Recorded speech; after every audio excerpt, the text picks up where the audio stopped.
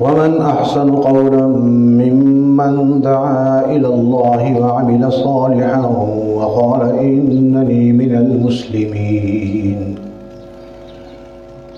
ولا تستوي الحسنة ولا السيئة ادفع بالتي هي أحسن فإذا الذي بينك وبينه عداوة كأنه ولي حميم وما يلقاها إلا الذين صبروا وما يلقاها إلا ذو حظ عظيم صدق الله العظيم وصدق رسوله النبي الكريم ونحن على ذلك لمن الشاهدين والشاكرين والحمد لله رب العالمين. برادران اہل سنت والجماعت، محترم بزرگوں، قابل احترام ساتھیوں، عزیز نوجوان بھائیوں، قرآن مقدس کے 24ویں سپارے سے چند آیات کریمات آپ کے سامنے تلاوت کی گئی ہے،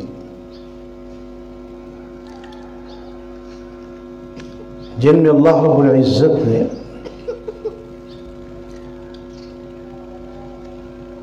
ان صفات کا ذکر فرمایا ہے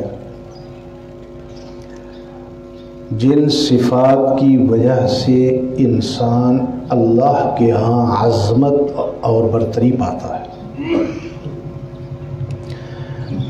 اسے اللہ کے ہاں عظمت ملتی ہے، عزت ملتی ہے۔ ان میں سے پہلی چیز جو اللہ رب العزت نے بیان فرمائی، وَمَنْ أَحْسَنُ قَوْلًا مِّنَ اللَّهِ تَعَالَى، وَمَنْ أَحْسَنُ قَوْلًا مِّمَّنْ يَدْعُو إِلَى اللَّهِ تَعَالَى، کائنات کے اندر اس سے بہتر انسان کون ہے جو دوسرے انسان کو اللہ کی طرف دعوت دیتا ہے، اللہ کی طرف بلاتا ہے۔ اس صفت کو اللہ رب العزت نے سب سے بلند تر صفت کیوں کہا؟ اس لیے کہ یہ انبیاء کرام علیہم الصلاۃ والتسلیمات کی سنت ہے کہ اللہ رب العزت نے قرآن پاک میں انبیاء کرام علیہم الصلاۃ والتسلیمات کی جو صفت بیان فرمائی ہے کہ انبیاء کرام علیہم الصلاۃ والتسلیمات اپنی قوموں کے پاس جا کے انہیں یہی دعوت دیتے ہیں، کونو ربانیین، اے لوگو اللہ والے بن جاؤ۔ دعوت کا مطلب یہ ہے کہ اللہ کے رسول اور اللہ کی وحی کے ساتھ جوڑنا۔ جو انسان راستے سے بھٹکا ہوا ہے اس کو اس انداز سے دعوت دینا کہ وہ راہ راست پر آ جائے۔ میں کسی بیان میں عرض کر چکا ہوں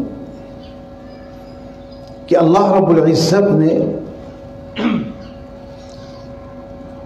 تمام انسانوں کی روحوں سے جب ان کو آدم علیہ السلام کی پشت سے نکالا گیا تو اللہ رب العزت نے ان سے عہد لیا تھا، الست بربکم، کیا میں تمہارا رب نہیں؟ قالوا بلا، ساری روحوں نے بیک زبان ہو کے جواب دیا، یا اللہ کیوں نہیں، تو ہی ہمارا رب ہے۔ اب اللہ رب العزت نے اس عہد کو ہر پیدا ہونے والے بچے کی فطرت میں رکھ دیا۔ حضور نبی کریم صلی اللہ تعالی علیہ وسلم کا ارشاد ہے، ہر بچہ اپنی فطرت سلیمہ پہ پیدا ہوتا ہے، کل مولود یولد علی الفطرہ، ہر بچہ اپنی فطرت سلیمہ پہ پیدا ہوتا ہے، یعنی توحید لے کر دنیا میں آتا ہے۔ خواہ وہ بچہ ہندو کے گھر میں پیدا ہو، وہ بچہ عیسائی کے گھر میں پیدا ہو، سکھ اور مجوسی کے گھر میں پیدا ہو، وہ موحد ہوتا ہے۔ اللہ رب العزت نے عقیدہ توحید اس کی فطرت میں رکھا ہوتا ہے۔ فرمایا جب بچہ آتا ہے تو سب سے پہلے اس کے سامنے اس کے والدین ہوتے ہیں۔ فَأَبَوَاهُ يُحَوِّدَانِهِ أَوْ يُبَجِّسَانِهِ أَوْ يُنَصِّرَانِهِ أَوْ يُشَرِّكَانِهِ، پھر اس کے والدین چاہیں تو اس کو عیسائی بنا دیں، چاہیں اس کو یہودی بنا دیں، چاہے اس کو مجوسی بنا دیں، چاہے اس کو مشرک بنا دیں، چاہے تو اسے مسلمان بنا دیں، کیونکہ والدین کے ذمے بچے کے حوالے سے تین چیزیں بڑی اہم ہیں۔ پہلی چیز بچے کو اسلامی تعلیم دینا، دوسری چیز بچے کو اسلامی تہذیب دینا، تیسری چیز بچے کو اسلامی ماحول دینا۔ اگر والدین اپنی یہ تین ذمہ داریاں پوری کر لیں تو وہ بچہ مسلمان ہوگا، اور اگر والدین نے گھر ہی میں اب پرستش کے لیے بت رکھے ہوئے ہوں گے، جیسا کہ زمانہ عرب کے مشرکین تھے کہ بیوی کے خدا اور ہیں، خاوند کے اور ہیں، بیٹے کے اور ہیں، بیٹی کے اور ہیں، اس نے اپنے سرہانے الگ خدا رکھا ہوا ہے، اس نے اپنے سرہانے الگ رکھا ہوا ہے، تو جب بچے کو یہ ماحول ملے گا گھر کے اندر کہ میری ماں اس کا خدا اور ہے، میرا باپ اس نے اپنا خدا بنا کے یا خرید کے کوئی اور رکھا ہوا ہے، تو وہ بچہ اپنی فطرت سلیمہ سے نکل کر دنیا کے ماحول میں آ جاتا ہے، پھر اس پر فطرت کے اثرات کم سے کم ہوتے جاتے ہیں اور دنیا کے اثرات اس پر چھاتے رہتے ہیں اور وہ موحد کی بجائے مشرک ہو جاتا ہے۔ حضور نبی کریم صلی اللہ تعالی علیہ وسلم نے فرمایا کہ اللہ رب العزت ہر بچے کو یہ عقیدہ توحید اس کی فطرت میں دے کر بھیجتے ہیں، اور اللہ رب العزت نے اس بات کا عہد لیا تھا تمام روحوں سے، الست بربکم، کیا میں تمہارا رب نہیں ہوں؟ تو ساری روحوں نے اللہ سے عہد کیا تھا کہ یا اللہ تو ہی ہمارا رب ہے۔ تو اللہ رب العزت فرماتے ہیں وَمَنْ أَحْسَنُ قَوْلًا مِّمَّنْ يَدْعُو إِلَى اللَّهِ، اس شخص سے بہتر کون ہے جو خود بھی اللہ کے راستے میں چلتا ہے اور دوسروں کو بھی اللہ کے راستے کی طرف دعوت دیتا ہے۔ اور یہ بات یاد رکھیے،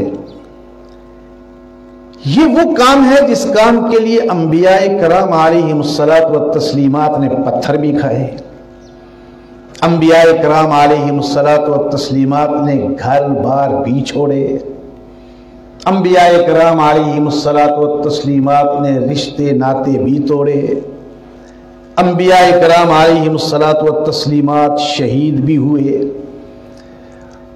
میں کسی بیان میں عرض کر چکا ہوں کہ 10,000 سے زائد انبیاء کرام علیہم الصلاۃ والتسلیمات اللہ کے راستے میں دعوت دینے کے جرم میں شہید ہوئے۔ 10,000 سے زائد انبیاء کرام علیہم الصلاۃ والتسلیمات کو شہید کیا گیا۔ کبھی ایک قوم کی طرف ایک نبی آتا، قوم اسے جھٹلاتی، وہ نبی کو قتل کر دیتے، اور کبھی انبیاء کرام علیہم الصلاۃ والتسلیمات جماعتوں کی صورت میں نکلتے، 50 انبیاء، 70 انبیاء ایک قوم کی طرف دعوت کے لیے نکلتے۔ تو حدیث میں آتا ہے کہ ایک وقت میں 70 انبیاء کو بھی شہید کیا گیا، ایک ایک وقت میں اور مختلف علاقوں میں مختلف اوقات میں جو انبیاء اکرام علیہم الصلاۃ والتسلیمات شہید ہوئے وہ 10,000 سے زیادہ ہے۔ اب ایک ایسا کام جو کام انبیاء اکرام علیہم الصلاۃ والتسلیمات کی ڈیوٹی تھی، جس کام کے لیے انبیاء اکرام علیہم الصلاۃ والتسلیمات نے مشقتیں اٹھائیں، جس کام کے لیے انبیاء اکرام علیہم الصلاۃ والتسلیمات نے شہادتیں قبول کی، اس کام سے بہتر اور کون سا کام ہو سکتا ہے؟ اس لیے اللہ رب العزت فرماتے ہیں کون ہے اس شخص سے بہتر جو اللہ رب العزت کی طرف لوگوں کو دعوت دیتا ہے۔ یاد رکھیے دعوت میں فرق آ جاتا ہے اس وقت کہ جب میری یہ کوشش ہو کہ یہ لوگ میری تقریر سے متاثر ہو کر، میرے انداز بیان سے متاثر ہو کر، میرے علم سے متاثر ہو کر، میرے فہم سے متاثر ہو کر میرے ساتھ جڑ جائیں۔ یہ ہوتی ہے گمراہی کی سیڑھی، یہ ہوتی ہے گمراہی کی بنیاد کہ لوگوں کو اپنے ساتھ جوڑنے کی کوشش کرنا۔ نبی کا مشن کیا ہوتا ہے؟ کونوا ربانیین، اللہ والے بن جاؤ۔ نبی لوگوں کو اللہ کے ساتھ جوڑتا ہے اور اللہ رب العزت فرماتے ہیں کہ یہی نبی کی سب سے بڑی منصبی ذمہ داری ہوتی ہے۔ اللہ رب العزت فرماتے ہیں اس شخص سے بہتر کون شخص ہے جو لوگوں کو اللہ کی طرف دعوت دیتا ہے۔ آپ اگر کسی کو نماز کی دعوت دیتے ہیں تو اللہ کی طرف دعوت ہے۔ آپ اگر کسی کو قرآن پاک پڑھنے کی ترغیب دیتے ہیں تو اللہ کی طرف دعوت ہے۔ آپ اگر اپنے کسی دوست یا عزیز کو جوئے سے روکتے ہیں اللہ کی طرف دعوت ہے۔ آپ اگر کسی کو شراب نوشی سے روکتے ہیں اللہ کی طرف دعوت ہے۔ آپ اگر کسی کو سود کھانے سے روکتے ہیں اللہ کی طرف دعوت ہے۔ آپ اگر کسی کو رشوت لینے سے روکتے ہیں اللہ کی طرف دعوت ہے۔ آپ اگر کسی کو کرپشن سے روکتے ہیں اللہ کی طرف دعوت ہے۔ آپ اگر کسی کو ظلم کرنے سے روکتے ہیں اللہ کی طرف دعوت ہے۔ یہ اللہ کی طرف دعوت کا میدان بڑا وسیع ہے۔ ہر وہ چیز جس کے کرنے کا اللہ اور اس کے رسول نے حکم دیا ہے لوگوں کو اس کی طرف دعوت دینا، اس کی طرف بلانا، اس کی ترغیب دینا، اس کی طرف لوگوں کو متوجہ کرنا، اور ہر وہ کام جس سے خدا اور خدا کے رسول نے روکا ہے اس کام کو اپنی ہمت اور استطاعت کے مطابق، اپنے علم اور فہم کے مطابق روکنے کی کوشش کرنا، یہی ہے اللہ کی طرف دعوت دینا۔ اب اندازہ کیجئے آپ ایک مسلمان کو نماز کے لیے دعوت دیتے ہیں، وہ مسلمان آپ کی دعوت پر نماز کے لیے آتا ہے یا نہیں آتا، لیکن اللہ کے ہاں آپ اللہ کی طرف دعوت دینے والوں میں شمار ہو گئے ہیں، کیونکہ انبیاء کرام علیہم الصلاۃ والتسلیمات بھی دعوت دینے کے لیے نکلے۔ بعض روایات میں آتا ہے کہ انبیاء کرام علیہم الصلاۃ والتسلیمات میں سے بعض انبیاء ایسے بھی تھے جن کے ساتھ ایک امتی تھا، 50 سال کی محنت، 100 سال کی محنت، ایک امتی۔ اور امام حافظ ابن کثیر رحمت اللہ علیہ نے لکھا ہے کہ بعض انبیاء ایسے بھی تھے جن کے ساتھ ایک امتی بھی نہیں تھا۔ اب انبیاء کرام علیہم الصلاۃ والتسلیمات دعوت دیتے رہے، قطع نظر اس سے کہ اگلے نے دعوت مانی ہے یا نہیں مانی، قبول کی ہے یا نہیں کی، لیکن وہ تو داعی اللہ بن گئے نا۔ آپ کسی کو نماز کی دعوت دیتے ہیں، اگر مان جاتا ہے تو آپ کے لیے 2 اجر ہیں، دعوت دینے کا اجر الگ، اور آپ کی دعوت پر جو اس نے نماز پڑھی ہے جتنا ثواب اس نماز پڑھنے والے کو ملا اتنا آپ کو بھی مل گیا۔ آپ اگر کسی کو مسجد کی طرف آنے کی دعوت دیتے ہیں، آپ کی دعوت پہ اگر وہ نہیں آتا تو آپ کو دعوت کا ثواب تو مل گیا، اور اگر وہ آ جاتا ہے تو 2 ثواب مل گئے۔ تو اللہ رب العزت فرماتے ہیں اللہ کی طرف دعوت دینے والے سے بہتر کون انسان ہے؟ لیکن اس کے ساتھ اللہ رب العزت ایک اور شرط لگاتے ہیں، وَمَنْ أَحْسَنُ قَوْلًا مِمَّنْ دَعَا إِلَى اللَّهِ وَعَمِلَ صَالِحًا۔ یہ بہت بڑی شرط ہے کہ صرف دعوت دینی نہیں بلکہ پہلے خود عمل کر کے دعوت دکھانی ہے۔ جس چیز کی میں دعوت دے رہا ہوں میں نے پہلے خود وہ عمل کرنا ہے۔ آپ نے اکثر دیکھا ہوگا گھر کے اندر باپ نماز نہیں پڑھتا لیکن اس نے بچے کو مسجد میں داخل کرایا ہوا ہے قرآن پڑھنے کے لیے۔ اب استاد نے پابند کیا ہے بچے کو کہ تو نے نماز پڑھنی ہے ورنہ پٹائی ہوگی۔ اب باپ بچے کو تو جگاتا ہے، جا بھائی نماز پڑھ جا کے، لیکن خود بستر پر ہے۔ کیا وہ بچہ جس سے جبرن آپ نماز پڑھائیں گے وہ نماز کا عادی ہو سکے گا؟ ماں ہے وہ خود نماز نہیں پڑھتی لیکن بچے کے تعلیمی ڈسپلن کی وجہ سے اسے اٹھاتی ہے تاکہ اس کو مار نہ پڑے، کیا بیٹا جا کے پہنچ نماز پڑھ۔ اب وہ بچہ ماں کے خوف سے یا باپ کے خوف سے نماز تو پڑھ لیتا ہے لیکن اس کے لیے ماں اور باپ کا جو اس کو دعوت دے رہے ہیں وہ نمونہ نہیں ہے۔ ظاہر بات ہے وہ نماز کا عادی نہیں ہوگا۔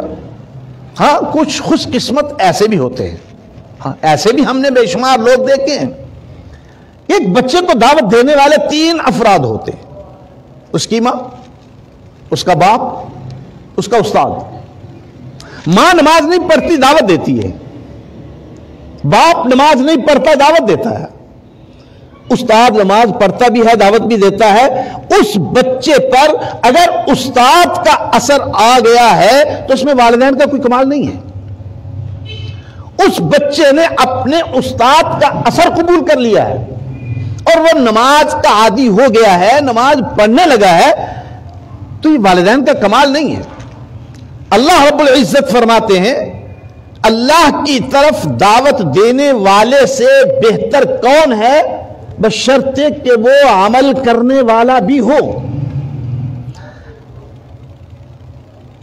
جن چیزوں کی وہ دوسروں کو دعوت دیتا ہے اس کے اپنے اندر بھی ان چیزوں کی اصلاح موجود ہو۔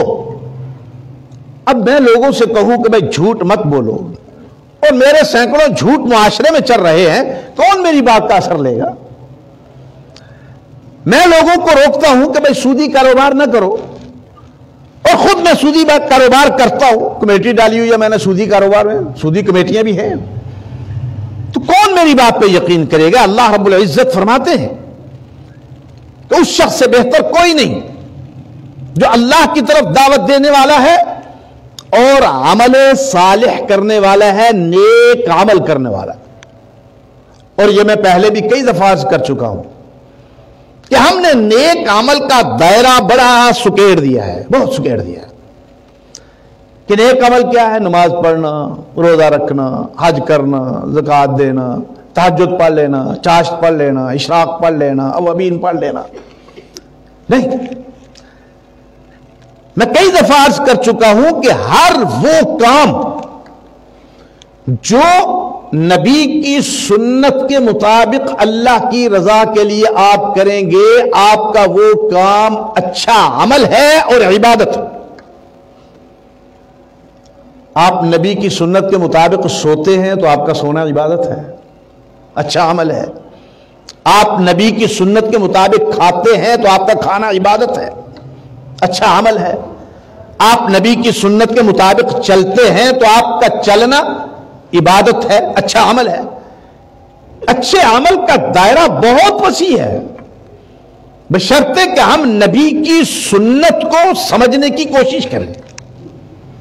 ہم کچھ عمل ایسے کرتے ہیں تو ہیں اچھے، لیکن نبی کی سنت سے ہٹ کر وہ ہمارے ذہن میں نہیں ہوتی. ہمارے ہاں ایک برادری کی رسم ہے، ہم اس کام کو برادری کی رسم سمجھ کر کرتے ہیں. یہ بات یاد رکھیے، جو نیک کام آپ برادری کی رسم کے طور پر کریں گے یا سماجی رسم کے طور پر کریں گے، وہ کام عبادت نہیں ہوگا.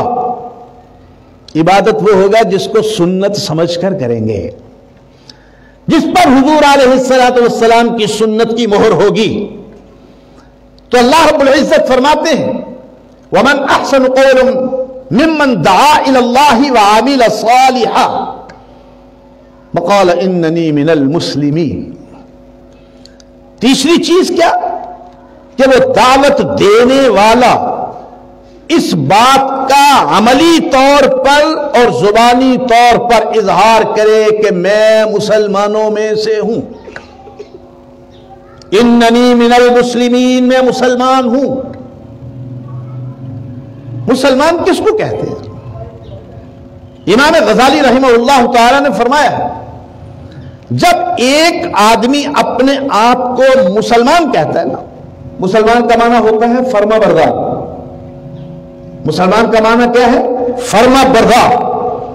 امام غزالی رحمت اللہ علیہ فرماتے ہیں کہ جب ایک آدمی کہتا ہے میں مسلمان ہوں تو اس کا یہ جملہ اللہ اور اس کے رسول کے ساتھ یہ عہد ہوتا ہے، یا اللہ یا رسول اللہ، آج کے بعد میرا کوئی عمل، میرا کوئی کام اللہ کی رضا اور نبی کی اطاعت کے بغیر نہیں ہوگا. آج کے بعد میرا مال نہیں، اللہ کی رضا نبی کی منشا کے مطابق خرچ ہوگا. آج کے بعد میرے پاس جو وقت ہے وہ میرا نہیں، میرا وقت اللہ کی رضا اور نبی کی سنت کے مطابق خرچ ہوگا. آج کے بعد یہ میرا جسم، میری جان، میری صحت، میری جوانی میری نہیں، یہ سارا کچھ اللہ کی رضا اور نبی کی سنت کے مطابق خرچ ہوگا. امام غزالی رحمت اللہ علیہ فرماتے ہیں کہ اپنے آپ کو زبان سے مسلمان کہلانا آسان ہے، کہنا بھی آسان ہے، لیکن در حقیقت مسلمان ہونے سے زیادہ مشکل کام کوئی نہیں ہے. اب اسلام ہی تو تھا کہ ابراہیم علیہ السلام اپنے باپ سے بھی ٹکرا گئے، ابراہیم علیہ السلام اپنی قوم سے بھی ٹکرا گئے، ابراہیم علیہ السلام اپنے وقت کے حکمران نمرود سے بھی ٹکرا گئے. اس ٹکراؤ کی وجہ سے ابراہیم علیہ السلام کو آگ میں ڈالا گیا. یہ اسلام ہی تھا کہ ابراہیم علیہ السلام بغیر کسی ظاہری سہارے کے اپنی بیوی اور دودھ پیتے بچے کو جنگل میں چھوڑ آئے. بیوی نے پوچھا مجھے کس کے سہارے چھوڑ کے جا رہے ہیں؟ تو ابراہیم علیہ السلام نے فرمایا اللہ. اب بیوی کا بھی ایمان تھا، کہنے کہ اللہ جانے میں جانوں، آپ جائیے. اب ابراہیم علیہ السلام سے کہا جا رہا ہے کہ 85 سال کی عمر میں اللہ سے رو رو رو رو کے جو تو نے بیٹا مانگا ہے، اب یہ بیٹا 12 سال کا ہو گیا ہے، اس کی گردن پہ چھری چلا دے. ابراہیم علیہ السلام چھری چلانے پہ تیار ہو گئے. اللہ رب العزت نے فرمایا یا ابراہیم قد صدقت الرؤیا انا كذلك نجزي المحسنين. اے ابراہیم علیہ السلام، آپ کے بیٹے کی قربانی مقصود نہیں تھی، آپ کا امتحان مقصود تھا. اس سے آپ اندازہ کیجئے کہ اسلام کیا چیز ہے کہ اللہ رب العزت کا جس وقت جس کام کا حکم ہو اس کام کو ادا کر دینا اسلام ہے.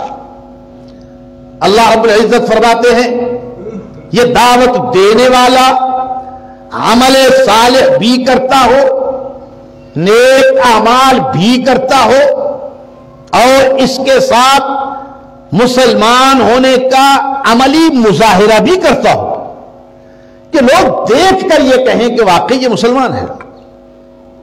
امام غزالی رحمہ اللہ تعالی سے کسی نے پوچھا اسلام کا کم سے کم درجہ کیا ہے؟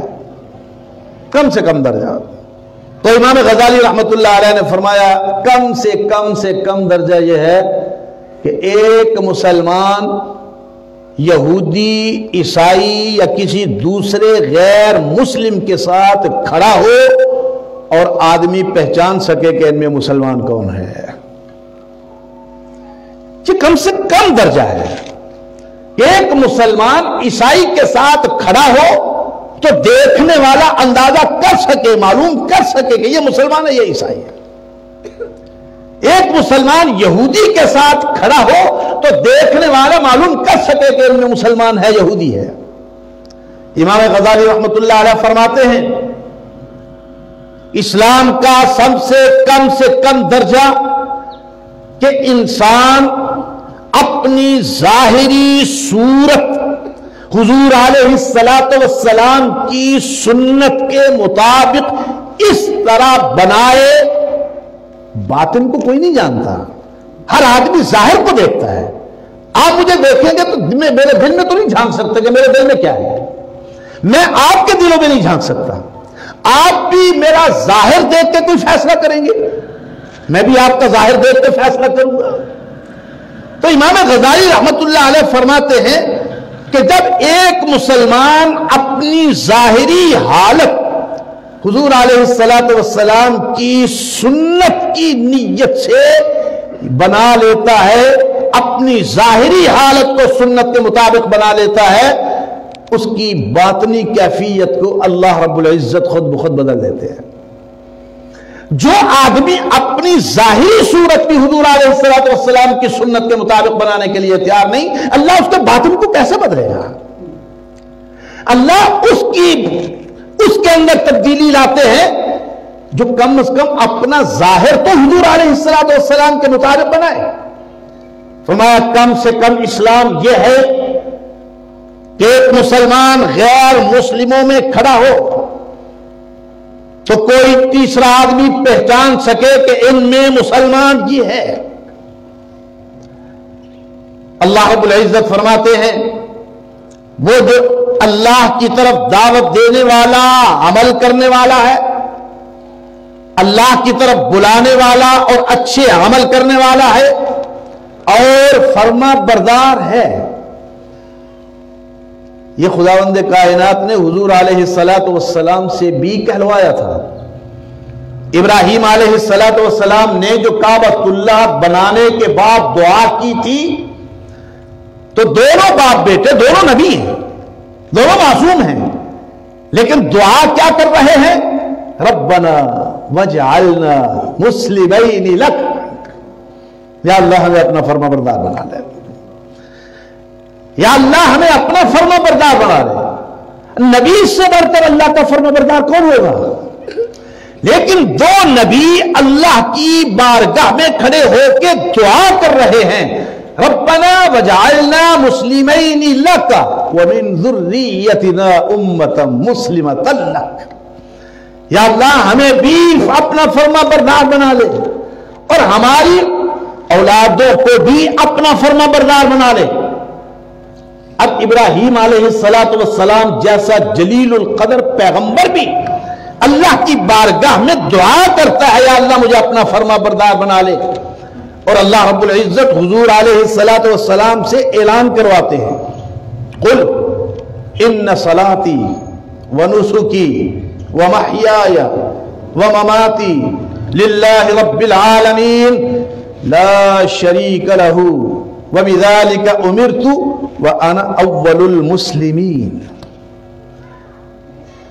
اے پیغمبر کہہ دیجئے لوگوں کو میری نماز اللہ کے لیے ہے، میری قربانی اللہ کے لیے ہے، میری زندگی اللہ کے لیے ہے، میری موت اللہ کے لیے ہے، میں اللہ کے ساتھ کسی کو شریک نہیں ٹھہراتا اور میں اللہ ہی کا فرما بردار ہوں۔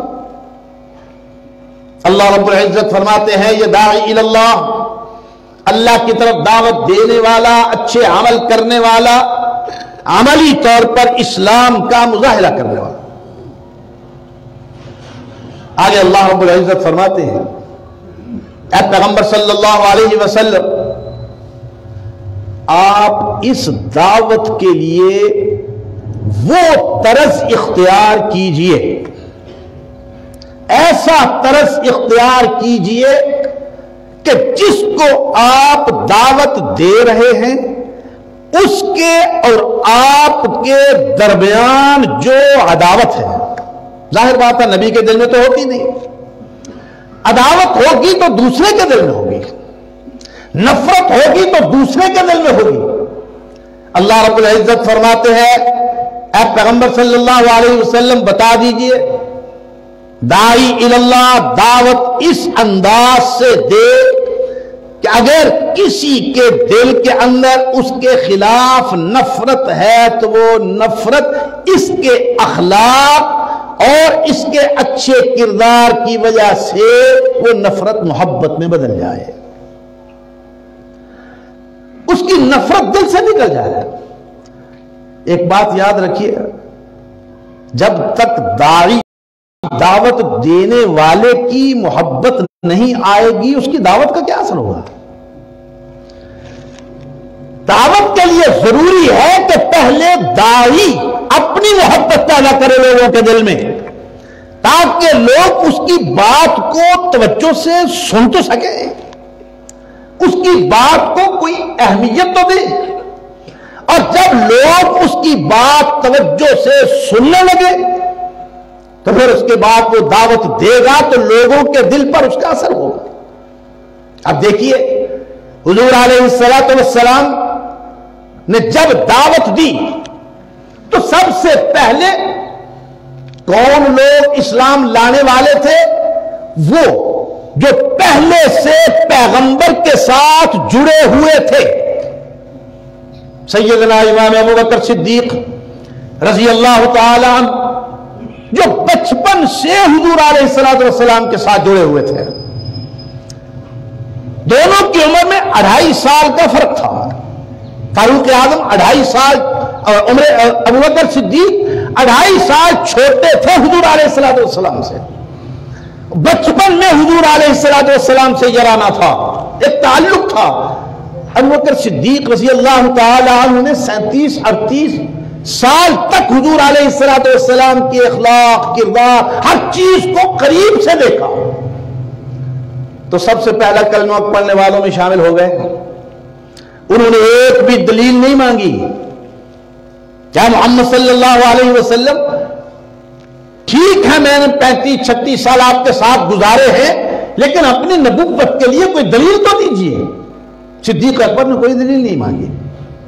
سیدہ خدیجہ الکبریٰ رضی اللہ تعالی عنہا حضور علیہ السلام کی بیوی تھی، انہوں نے دعوی نبوت سے پہلے 15 سال حضور علیہ السلام کے ساتھ گزارے تھے۔ وہ حضور علیہ السلام کے اخلاق کریمانہ کو قریب سے دیکھ چکی تھی۔ جب حضور علیہ السلام نے دعوی نبوت کیا تو سیدہ خدیجہ الکبریٰ رضی اللہ تعالی عنہا نے بھی اسلام قبول کر لیا۔ یاد رکھیے، کبھی کبھی ایسا بھی ہوتا ہے کہ بہت رشتہ قریب ہوتا ہے نبی کے، لیکن فطرت مر چکی ہوتی ہے، فطرت مر چکی ہوتی ہے، وہ پیغمبر کے قریب رہنے سے بھی اسلام سے دور رہتے ہیں۔ جیسے قرآن کہتا ہے، حضرت لوط علیہ السلام کی بیوی جس نے سال ہا سال لوط علیہ السلام کے ساتھ وقت گزارا، وہ ایمان نہیں لائی۔ نوح علیہ السلام کی بیوی جس نے سال ہا سال نوح علیہ السلام کے ساتھ وقت گزارا، اسلام قبول نہیں کیا، ایمان نہیں لائی۔ نوح علیہ السلام کا بیٹا جس کی تعلیم و تربیت خود نوح علیہ السلام نے کی، اسلام قبول نہیں کیا۔ اس لیے کہ جس انسان کی فطرت سلیمہ مر جاتی ہے، فطرت سلیمہ ختم ہو جاتی ہے، وہ نبی کا بیٹا بھی ہو تو ایمان نہیں لاتا، وہ نبی کی بیوی بھی ہو تو ایمان نہیں لاتی، وہ نبی کا باپ بھی ہو تو ایمان نہیں لاتا، وہ نبی کا چچا بھی ہو تو ایمان نہیں لاتا۔ اصل چیز ہے وہ فطرت جو اللہ رب العزت نے ہر انسان کو دے کے دنیا میں بھیجا ہے، جس کی بنیاد پہ خدا کا پیغمبر یہ کہتا ہے کل مولود یولد علی الفطرہ، ہر بچہ اپنی فطرت سلیمہ پہ پیدا ہوتا ہے، یہودی کے گھر میں پیدا ہو، عیسائی کے گھر میں پیدا ہو، ہندو کے گھر میں پیدا ہو، سکھ کے گھر میں پیدا ہو، وہ فطرت سلیمہ پہ پیدا ہوتا ہے۔